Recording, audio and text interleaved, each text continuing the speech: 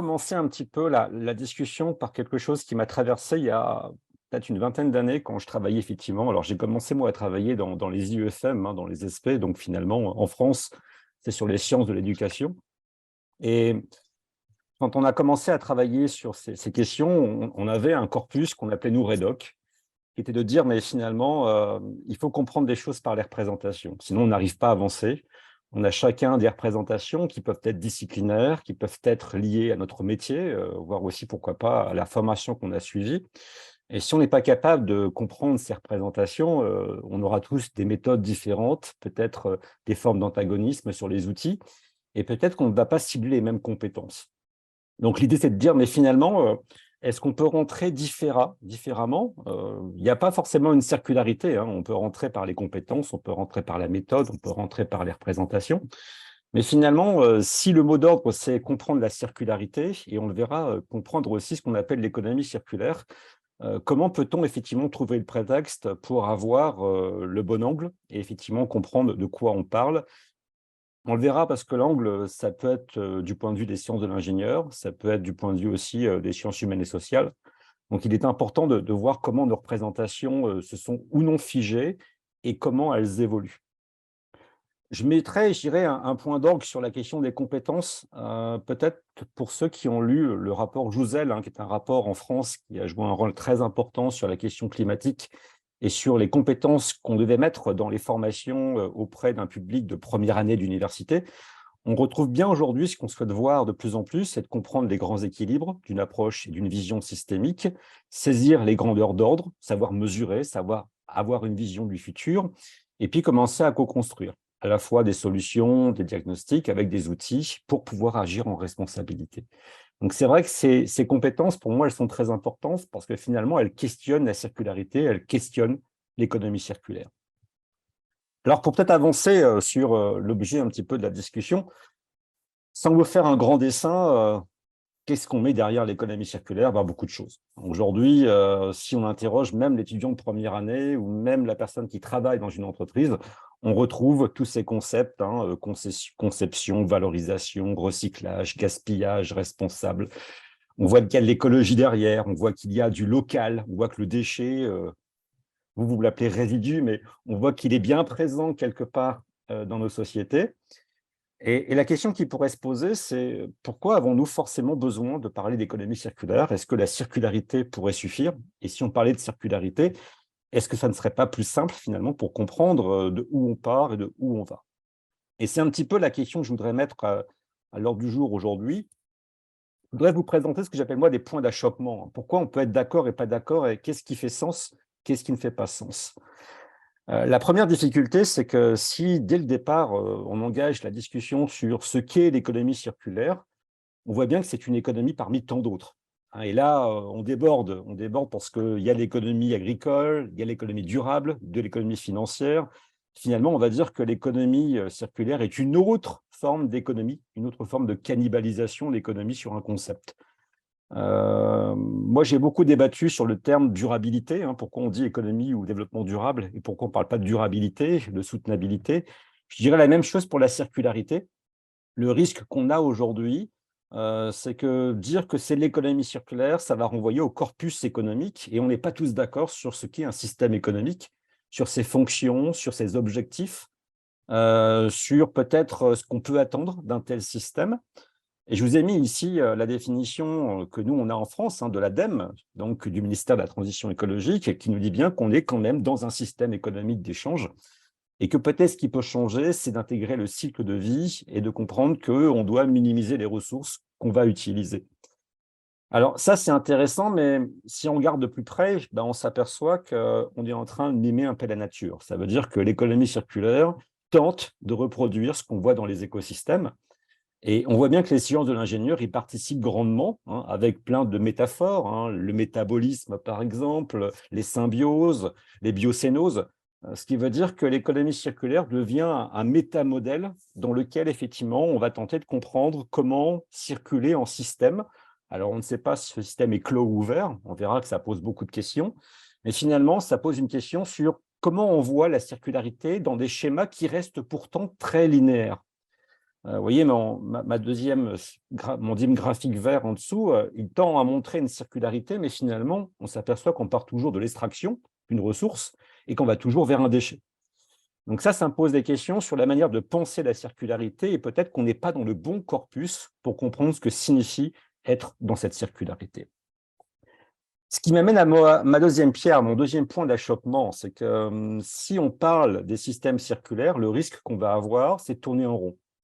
Et quand on tourne en rond, la seule chose possible, c'est d'augmenter la taille du rond. Ça veut dire que on va décupler ses compétences, on va être plus compétitif et la taille du rond va augmenter. Et finalement, la circularité va grappiller du terrain. Sur quoi? On ne sait pas.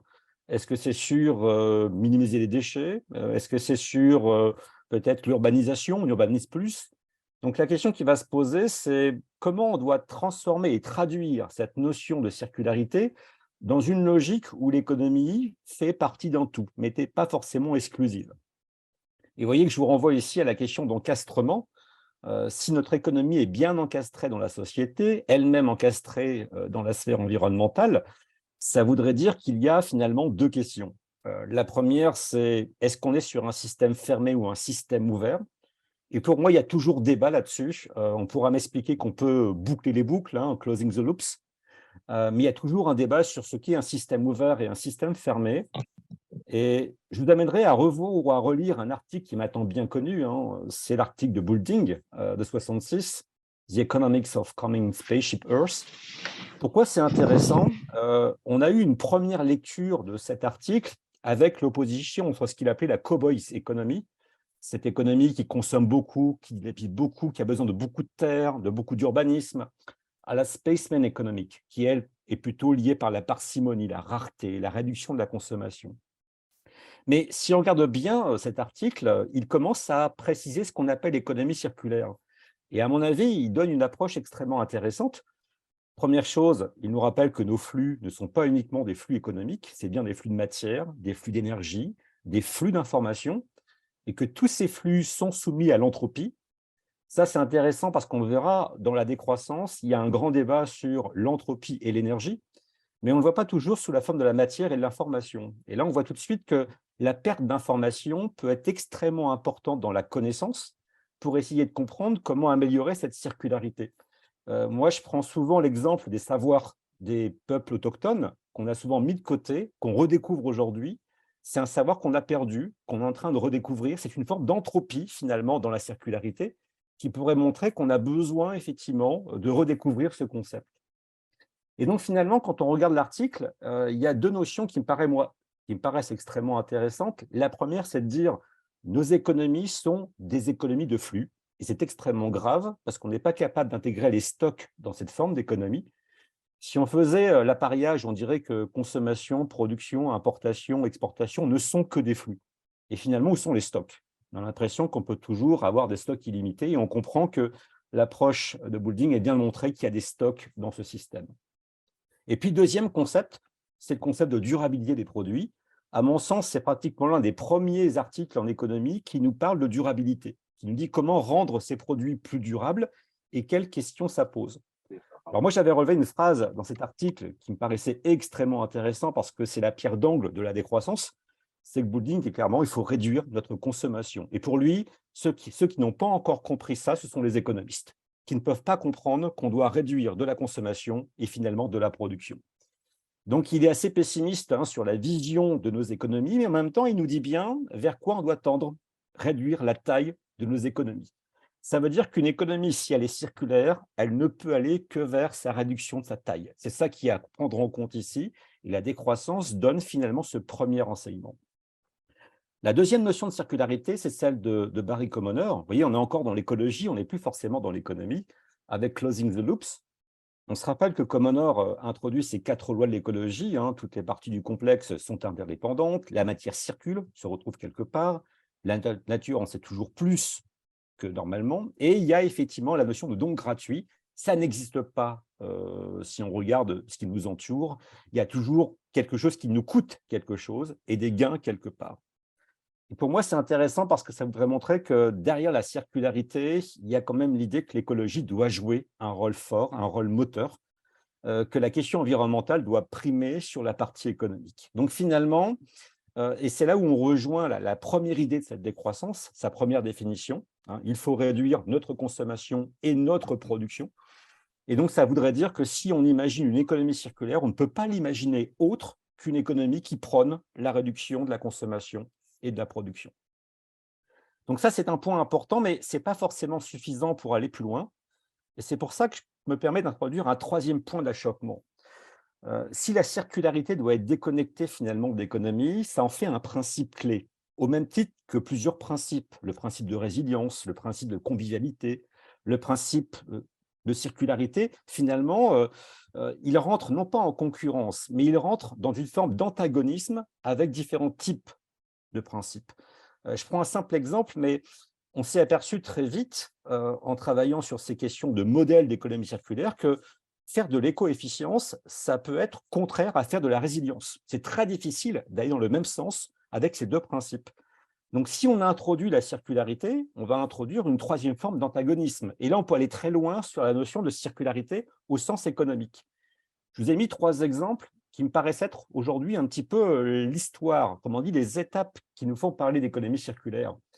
La première étape, 92-2010, elle correspond au sommet de Rio. Si vous vous rappelez, c'est le moment où l'éco-efficience apparaît et où les ingénieurs commencent à expliquer qu'on va mettre en place des structures, on va réfléchir sur les innovations, on va réfléchir aussi sur la manière d'avoir des résultats pertinents avec, bien sûr, la question environnementale en toile de fond. Si on regarde bien ces systèmes, ils sont très linéaires. Ça signifie qu'il n'y a pas de circularité. On peut avoir un rond, mais ce rond ne change pas grand-chose dans les principes. On va copier la nature, soit, mais qu'est-ce qu'on fait de plus? Qu'est-ce qu'on améliore en plus? Juste des questions liées à des coûts ou des questions liées à des économies de ressources naturelles. Donc pour moi, c'est une étape, mais elle pose plein de questions sur vraiment comment définir la circularité. Deuxième étape, c'est l'étape 2010, on va dire, jusqu'à mi-parcours, où là, on parle vraiment de résilience. Ça veut dire qu'on est en train de regarder dans chaque principe de la circularité, est-ce qu'il n'y a pas des sous-boucles? Et est-ce que ces sous-boucles vont créer quelque chose qui va changer le système? Finalement, on regarde comment le système peut être résilient. Je vais prendre un petit exemple, mais si un déchet est un déchet, on a deux possibilités. On va le réduire ou on va le valoriser. Mais qu'est-ce qui va se passer si la valorisation l'emporte sur la réduction? Ça veut dire qu'on peut créer une autre activité par la valorisation qui demande, elle, à ne pas réduire le déchet. Je pense tout de suite à la question, bien sûr, de la valorisation énergétique du déchet, où on voit qu'aujourd'hui, nos systèmes nous engagent vers cette valorisation, mais ça va poser problème si on réduit les déchets à la base. Donc, comment on va ajuster un modèle circulaire qui a toujours cette volonté d'être résilient?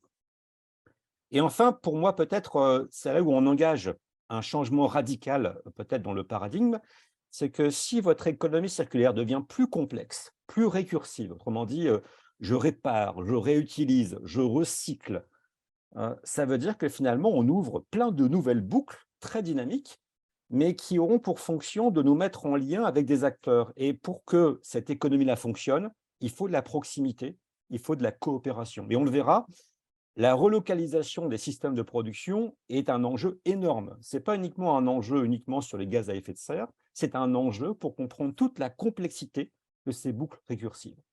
Ce qui veut dire qu'aujourd'hui, un déchet alimentaire n'est plus dans le système alimentaire. Le déchet alimentaire va être et va devenir du compost, qui va peut-être devenir un engrais naturel pour des terres. Et donc finalement, on voit que des systèmes sont en train d'être en interaction et que pour être en interaction, il faut un travail conséquent pour ouvrir la circularité. Donc pour moi, il y a une forme d'antagonisme, mais qu'il faut pouvoir prendre en compte parce qu'on doit définir des cibles, des indicateurs assez pertinents à ce niveau. Quand on dit ça, il y a un élément qui me paraît important, c'est si on met la circularité au niveau de l'économie, on va devoir quand même analyser ce concept sous la forme des échelles. Autrement dit, est-ce qu'on a bien une échelle macro, méso, micro? Et est-ce que ces 3 échelles posent des questions intéressantes qui peuvent nous amener, vous avez vu que j'ai commencé à parler de décroissance, mais qui pourraient nous amener justement vers une réflexion sur cette décroissance et comment l'appliquer, comment la développer dans les systèmes. Je commencerai par la première échelle, l'échelle macro.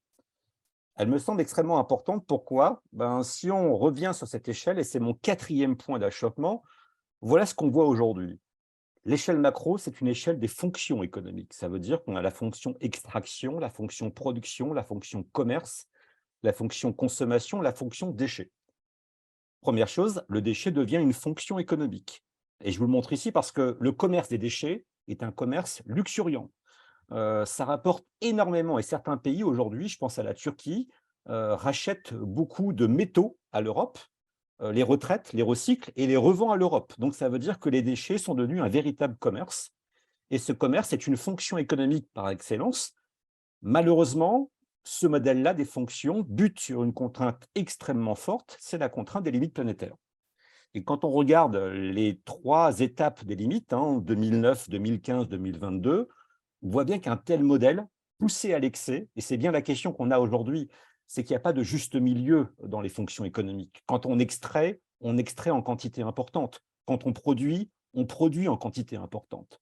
Ça veut dire que malheureusement, des fonctions économiques, on tombe dans un travers qui est l'extractivisme, le productivisme, le consumérisme, le déchettisme. Ça veut dire que on produit à outrance ce genre de choses. Et donc, c'est très difficile de faire marche arrière, tellement les volumes sont importants aujourd'hui.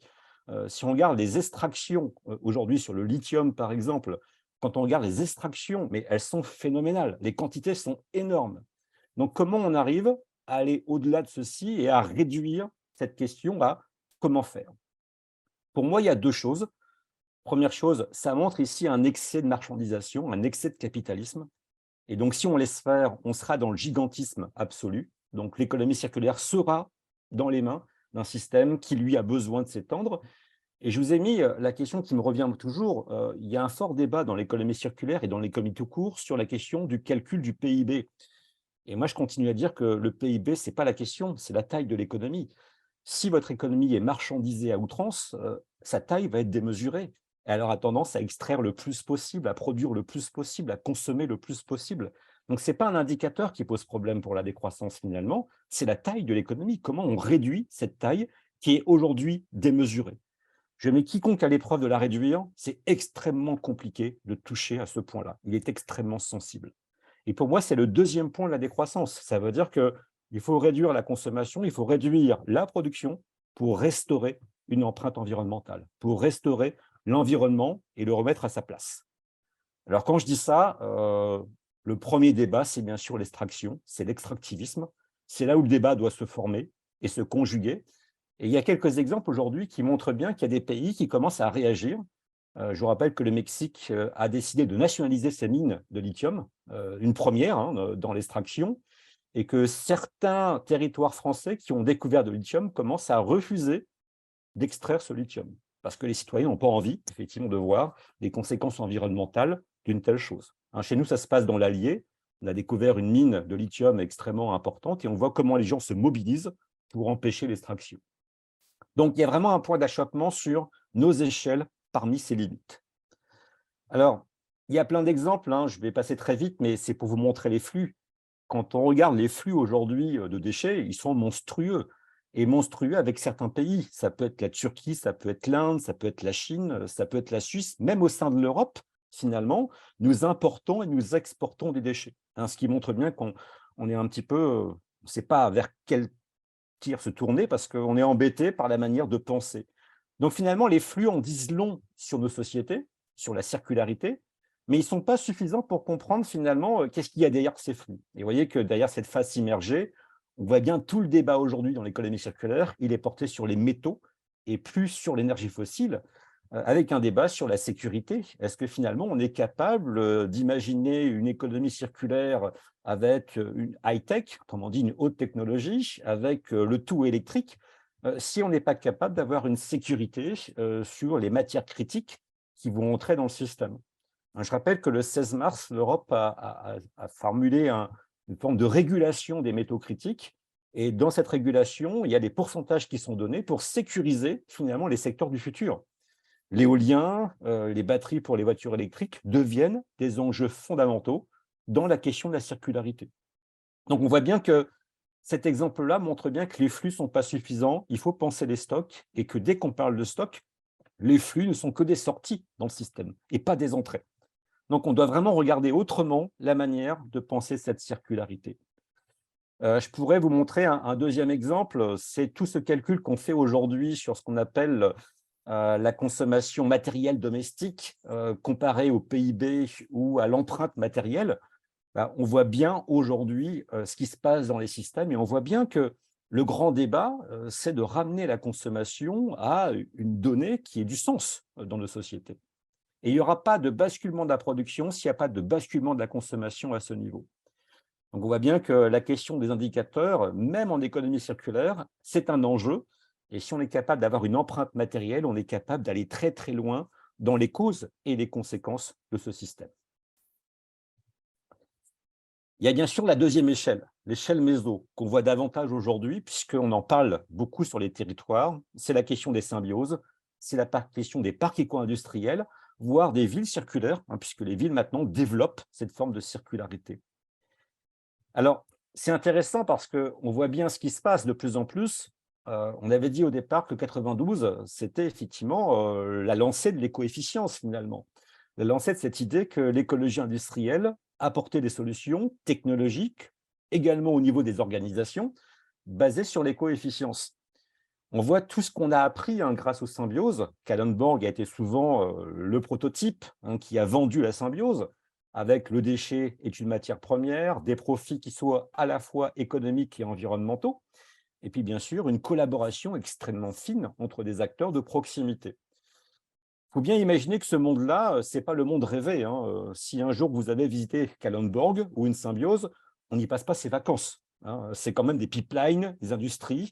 Et donc finalement, ce sont des lieux de convergence avec une high-tech extrêmement élevée. Ça veut dire que tout est très sophistiqué dans la mesure, le calcul, les échanges de chaleur, d'eau, de matériaux.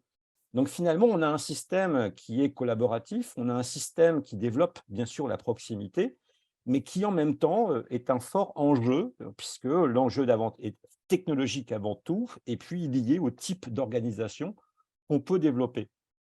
Ça veut dire que ce niveau méso, il est vraiment entre les mains des ingénieurs aujourd'hui. C'est eux qui sont en train de dynamiser le système et de chercher finalement toutes les solutions techniques, et on le verra, pour pouvoir aller très très loin dans l'éco-efficience et peut-être aller au-delà de la question de la circularité.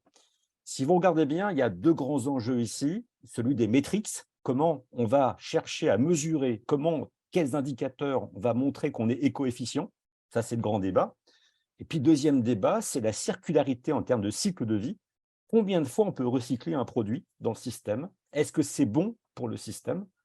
Pour ceux qui ont lu le livre Cradle to Cradle, on comprend tout de suite que le recyclage peut être très négatif si on réintègre dans le recyclage des matières très nocives ou des matières qui vont combler finalement l'origine de la ressource. Il y a plein d'exemples de ce type qui montrent aujourd'hui que du papier recyclé, c'est très mauvais si on met beaucoup de produits chimiques pour pouvoir recycler du carton ou du papier. Donc, on a un débat extrêmement fâcheux sur finalement, c'est quoi la bonne technique, c'est quoi la bonne solution et jusqu'où on va dans la notion de circularité à ce niveau. Alors, bien sûr, on peut tergiverser sur l'intérêt des symbioses, puisque grâce à elles, les déchets rentrent dans le champ de l'écologie industrielle. On peut rêver à closing the loop, donc boucler les boucles. Ça, c'est peut-être un rêve audacieux, mais beaucoup l'envisagent. Et on voit ici des clés de réussite, voire peut-être tous les débats qui vont générer une forme de circularité au niveau du territoire. J'insiste bien, les symbioses ont cette particularité, c'est de ramener l'échelle à celle d'un territoire.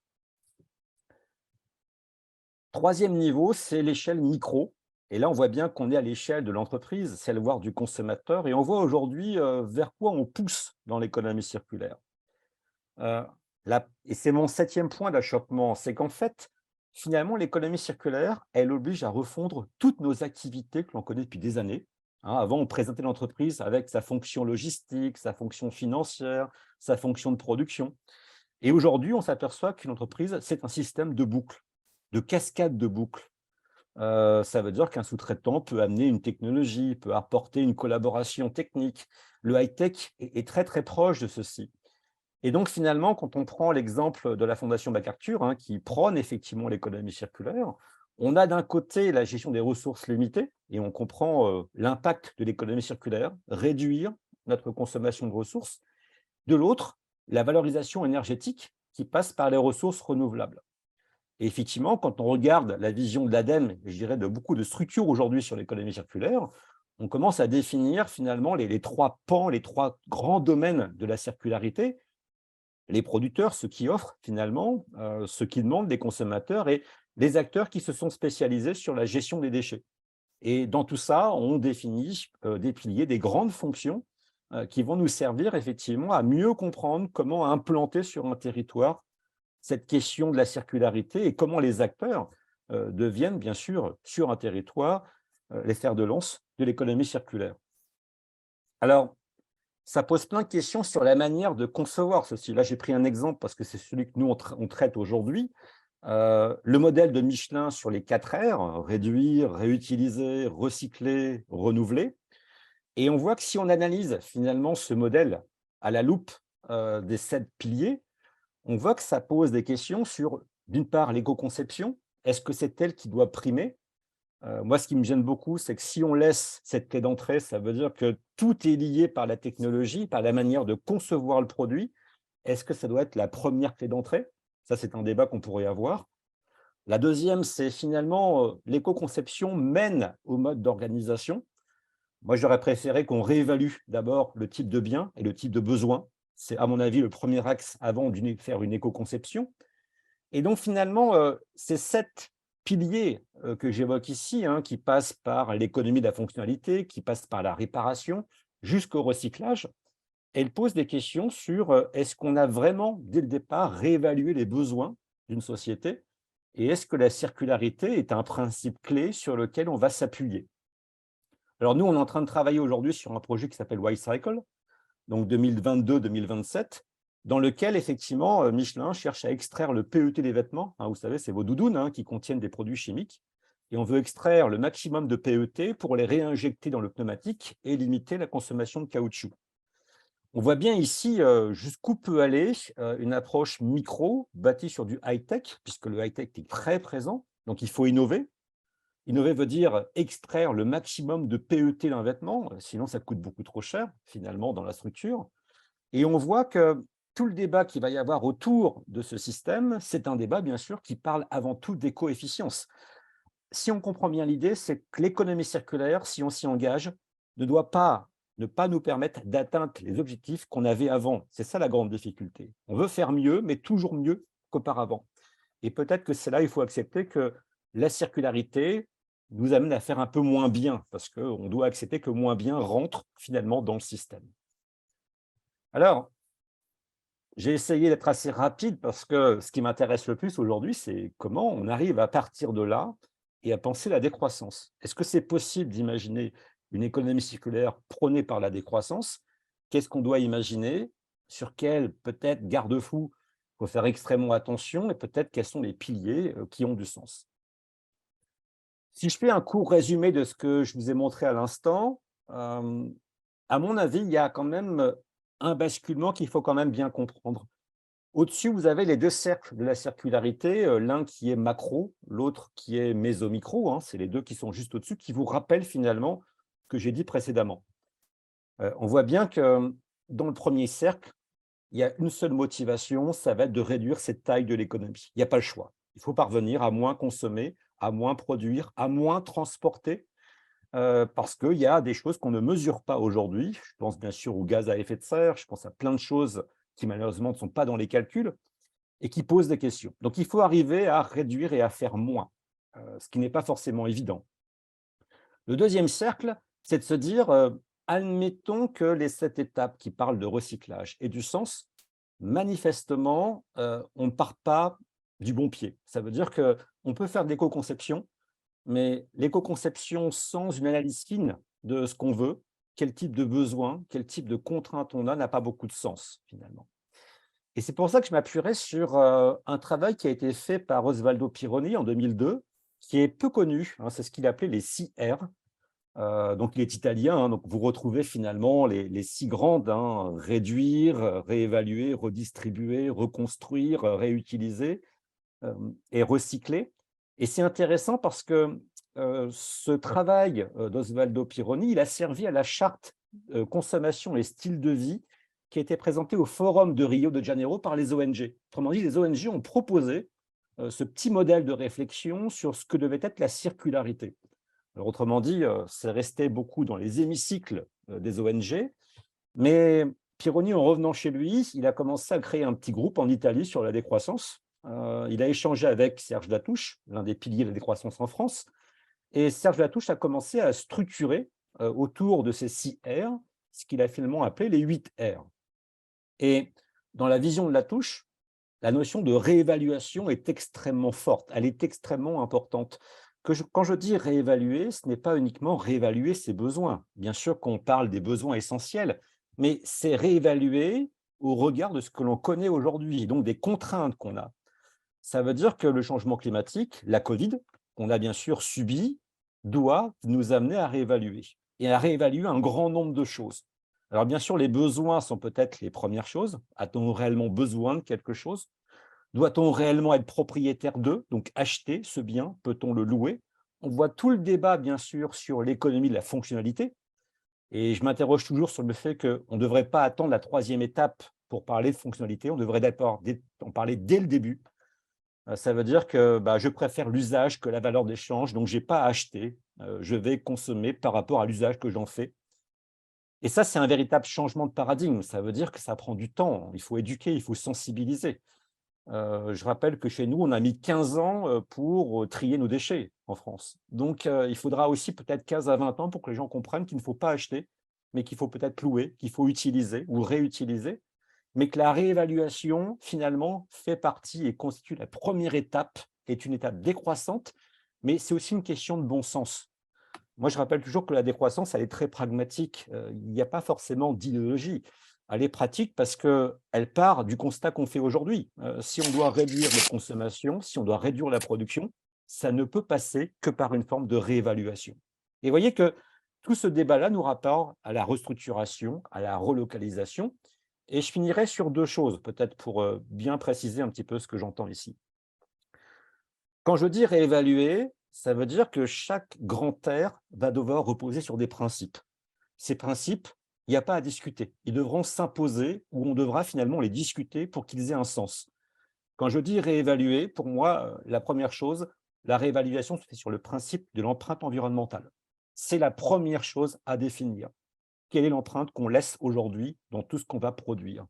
Ça va être aussi un débat sur la rémunération qu'on tire de ceci. Je rappelle qu'en France, la plupart des déchetteries sont gérées par des ONG, par des associations, donc de l'ESS en grande partie, avec des gens très mal rémunérés.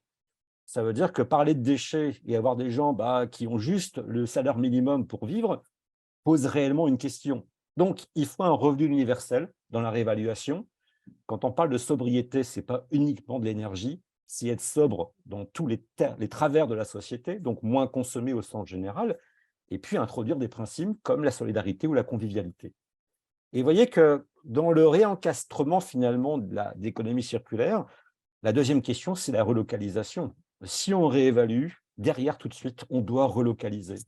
On doit parler de proximité, de résilience, de monnaie locale, de réciprocité. Payer en monnaie locale dans une économie circulaire, ça a du sens. Ça a vraiment du sens.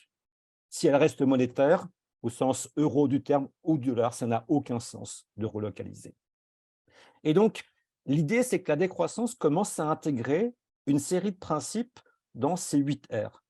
Et on peut accepter, par exemple, le principe des coefficients. Moi, ça ne me gêne pas de dire qu'il faut être écoefficient, mais soyons-le dans la reconceptualisation et non pas dans la localisation, non pas dans la réévaluation. Ce n'est pas la question du coût qui va l'emporter.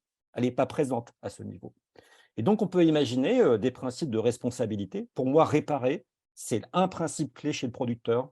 Il doit s'engager sur toute forme de réparation du produit. C'est nécessaire. Et donc, on peut aller jusqu'à un principe de durabilité dans la réutilisation ou un principe de circularité qui serait propre, effectivement, au recyclage.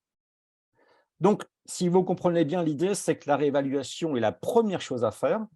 Maintenant, je continue à penser que pour qu'il y ait vraiment circularité, ça ne peut se faire qu'avec un travail sur le temps de travail. Il faut le réduire, ce temps. Il n'y a pas d'autre solution pour réduire notre production et notre consommation. Il faut avoir plus de temps pour autre chose, plus de temps pour parfaire tous ces principes. Sinon, on n'aura jamais l'économie qu'on souhaite, on n'aura jamais la circularité qu'on attend dans ce système. Dernier peut-être graphique qui montre un petit peu, je l'avais déjà utilisé, donc peut-être que certains le connaissent.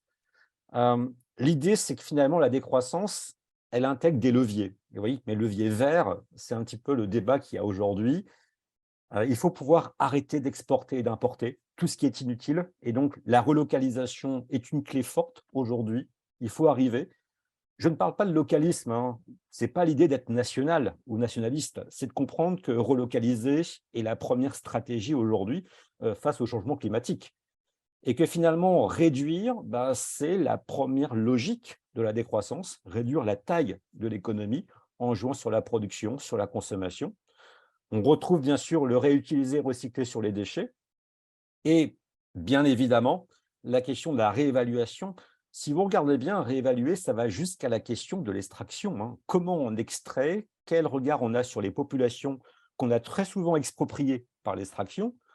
Comment ces peuples sont partis? Comment ils ont migré? Quelles sont aujourd'hui leurs situations?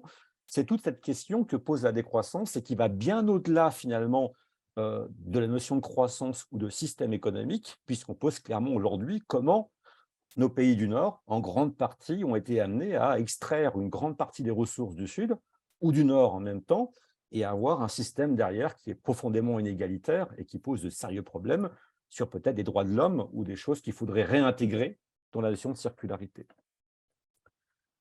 Voilà, je pense avoir plus ou moins respecté l'horaire. Désolé si j'étais un petit peu long, mais voilà, je voulais surtout appuyer sur ce qui me semblait être, moi, ces points d'achoppement extrêmement importants pour savoir comment et quel virage on peut imaginer.